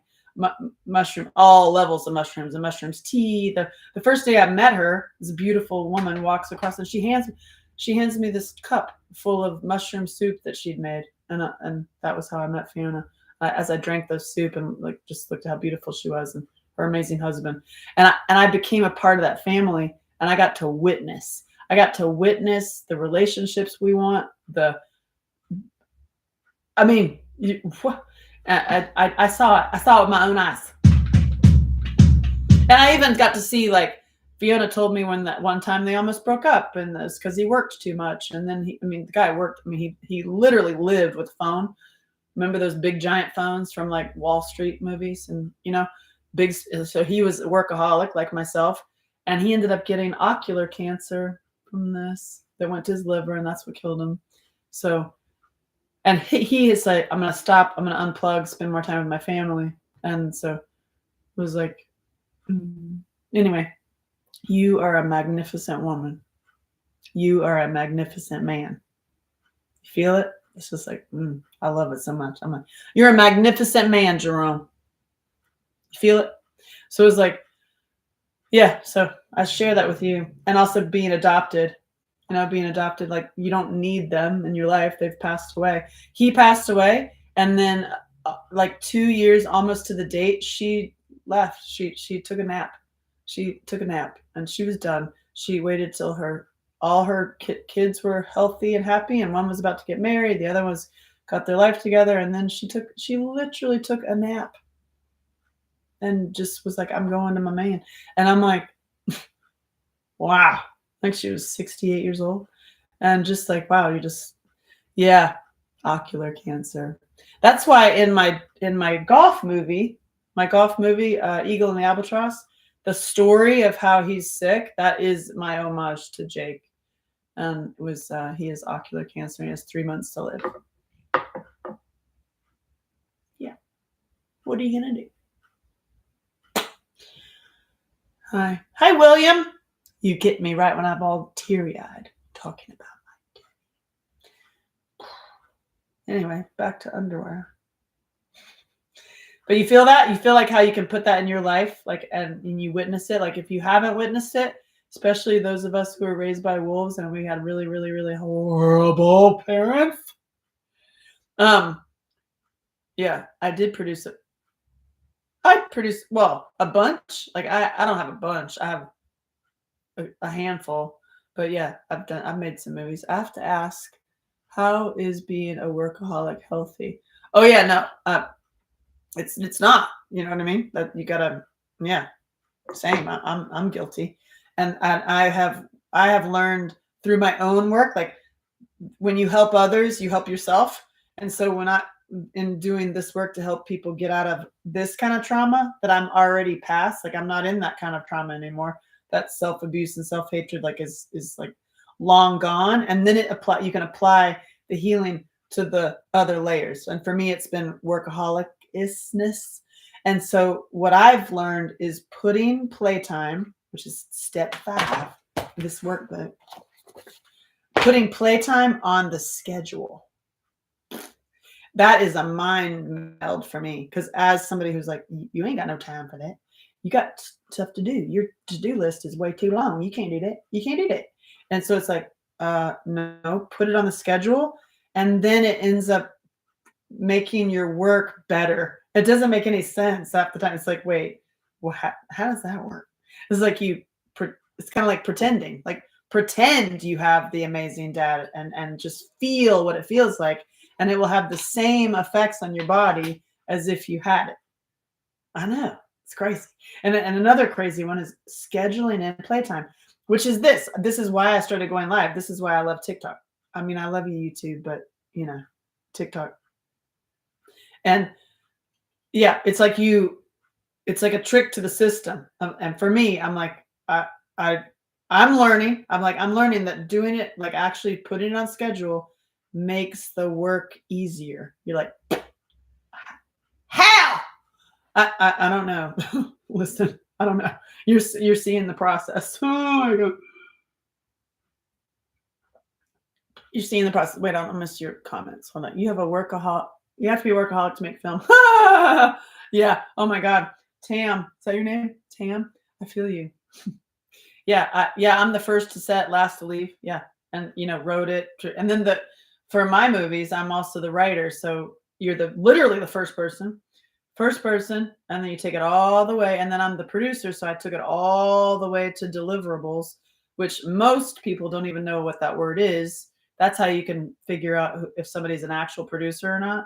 Ask them what their deliverables are, what their system for deliverables are, and they're going to be like, what? And ask them how many camas. Hey, Karen, how many camas have they had signed and funded? And the waterfall began. And they're going to look at you, especially if it's an actor that's like, I only produce films that I'm in. I have to be the producer. You can say, oh, okay. How many camas have you had signed and funded and signed by the unions? And they're going to look at you like you got 3 heads because they will not know what the fuck you're talking about. And that is when you go, no, because you don't know what the hell you're talking about. Anyway, you're a fantastic woman. Oh, thank you. Because you're amazing. I have chronic pain for 40 years. I've had a healing all summer. I'm just feeling better. Ooh, covering. Yay. Hooray. Wait, hold on. Scrolling. I'm scrolling. Oh, I got a shell. Thank you. Thank you. Abby Bibi, if y'all are still here. Bibi? What do you mean? Bibi? Wow, I had no idea who you were. I just watched The Hammer a few weeks ago. No way! Mr. Coffee. Yay, I love that movie. How did you find out about The Hammer? I'm so curious. That's my baby. I have it right here. Look. I have so many stories about The Hammer. You can ask me anything. I love it so much. It's my baby. I love it so much. And I'd love to put love photographs to replace the still moments in memory. That's amazing. That's amazing. Be back. Oh, thank you, Jay. Oh, we're still here. Boxing movie. Oh, you searched boxing movies and you found mine? Well, Mr. Coffee, if you didn't notice, mine's not really a boxing movie. Were you surprised? Did you be like, what? It's about 25 minutes in, and you're like, homo, wait, what? What's going on? And men love that movie. Men love that movie. And women not as much as men. And men are like, well, I would have done it. And I need to watch your films. Yeah, please watch The Hammer. This is my baby. And honestly, please do not watch it with ads. That's all I ask. And I would prefer if you watch it on Amazon and then do a review, because I want 500. Because 500 reviews is like the independent, like, well, unless you have 500 reviews, you're nothing, like that kind of thing. And I just personally am competitive, especially with Hollywood, and I just want to be like, so I'd love 500 reviews on there. Thanks. That would be amazing. Hey, Josh. Oh my God, Josh. Hey, whoa. Hey, Josh.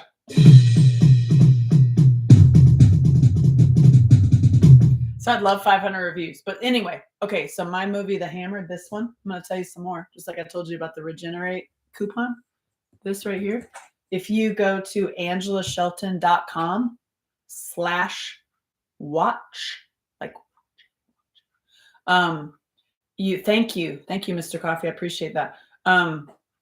You can see the movie for free, because without ads. The password is I mean, you should sign up for my emails anyway. It's the first email that I send you, because I'll send you that code. But I mean, I'd rather you watch it without ads. And then when you watch it, am I right? What, Mr. Coffee? You need to see it again.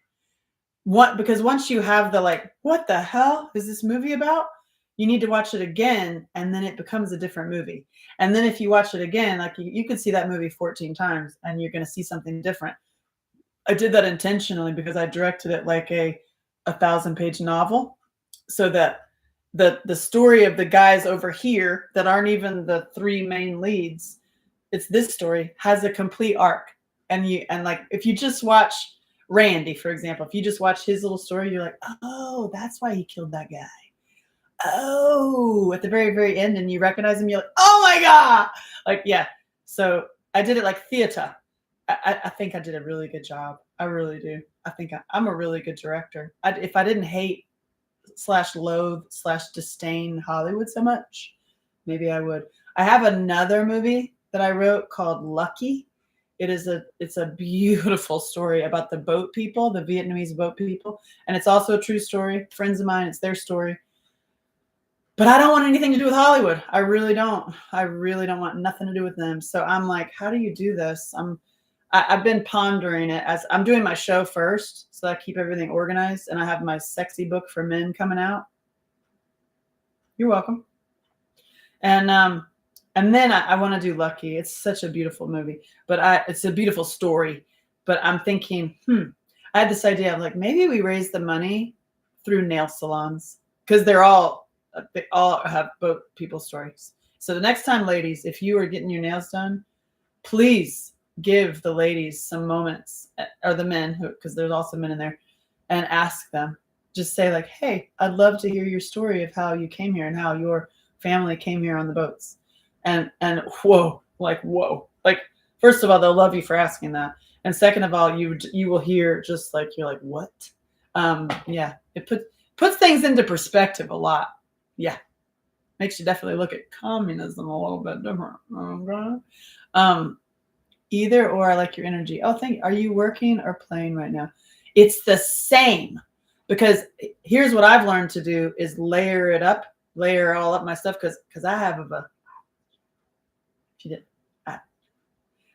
and so we tend to go all the way around and come back to the point, all the way around, come back to the point, which is what you should do, fellas. Go all the way around, come back to the point, all the way around, and then repeat, go all the way around. Oh. And so what I have learned with my workaholicness and my own healing is that when I layer it up, so like if I have a bike ride, for example, I'll also make sure I have my microphone on me, maybe, or I'll listen to a certain something, or I'll like, when I'm doing this in the mornings, I'm connecting. I'm like, there's my connection. There's actually my spiritual work too. There's like, I'm practicing. I'm like telling you stories and seeing which ones you like the most for my show. And I'm also being funny, and I'm also playing. So I did 2 hours. I'm good.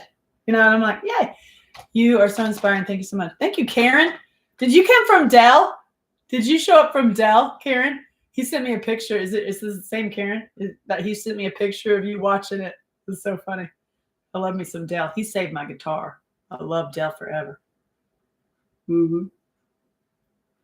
And the reason layering it up, for those of you who don't know me much, or you're just discovering me, I don't believe in ADHD personally, Tam. If you have ADHD, I am your thumbnail for everything. Oh, you want to write a book? I did that. You want to make movies? Did that. You want to do superhero for little kids? Do that. You want a course? Oh, I wrote a children's book. Did that too. You want sexy stuff? I got that too. You're like, what do I want to do in life? And I'm like, Angela's on all of my tabs. How does she do that? Yeah. I'll tell you a story about that. When I went to my mother's therapist, because my mother was doing this workbook. She was doing this workbook. And I seriously missed what you said. About what? I got an H bear. Hi, bear. Where was I? Like, so this therapist says to me, after I just told her, she hadn't seen me in a while, and I was just checking in with my mom because my mom had this, like, you know, when you get the Medicaid, it's $10. Might as well go pay to have a friend listen to you complain about other people. So I went with my mom to like check up on, you know, just check up. And the lady hadn't seen me in a while. She's like, oh, what's going on? And I was like, well, it's good. It's been rough because I divorced and I walked away with Zilcho Zippo, and in order to not have my kid's name in family court at all. That was my deal. I just want nothing to do with family court. So I will walk away with nothing. And to protect her, because family court, I don't care how well we get along. Family court is a bunch of perpetrators, and you do not want your kid anywhere near it. Okay?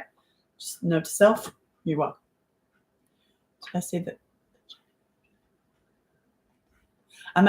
Did I say the vagina? Yeah. I'm actually doing comedy September 21st in Nashville, Tennessee. It's comedy at the Happy Life event. So fun. Mm-hmm.